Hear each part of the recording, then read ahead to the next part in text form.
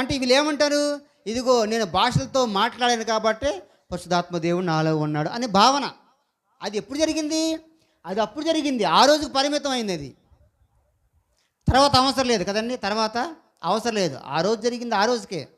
ఎందుకని ఆ రోజు ఈ ప్రభువారు వెళ్ళిపోతూ పరిశుద్ధాత్మ దేవుణ్ణి పంపిస్తాడని కాబట్టి పంపించాడు కాబట్టి ఏమైంది, ఒకసారి అన్ని అయిపోయింది. అక్కడ అయిపోయిన తర్వాత మరలా దీన్ని ఏం చేస్తున్నారు, ఇదే వాక్యాన్ని పట్టుకొని ఈ పెంతుకోస్తూ అనబడే ప్రతి వారు కూడా వేలాడుతూ ఏం చేస్తున్నారు, అదిగో నేను మాట్లాడుతున్నాను కాబట్టి పరిశుద్ధాత్మ దేవుడు. మరి నేను ఇప్పుడు వచ్చి 5 సంవత్సరాలు అవుతుంది, నేను మాట్లాడాలా, పరిశుద్ధాత్మ దేవుడు నాలో లేరంటారా? మీరు మాట్లాడాలా, పరిశుద్ధాత్మ దేవుడు మీతో లేరంటారా? చెప్పండి. పరిశుద్ధాత్మ దేవుడు మనలో ఉన్నప్పుడు ఏమి ఖండిస్తాడు చెప్పండి? పాపమును గూర్చి, నీతిని గూర్చి, తీర్పును గూర్చి హృదయంలో ఆయన ఖండిస్తాడు. మన హృదయంతో మాట్లాడేది ఎవరు చెప్పండి? పరిశుద్ధాత్మ దేవుడే. ఇది చెయ్యొద్దు అనే మాట కదండి. మనం ఒంటరిగా ఉన్నప్పుడు ఇది చేయొద్దు అనే మాట ఎవరు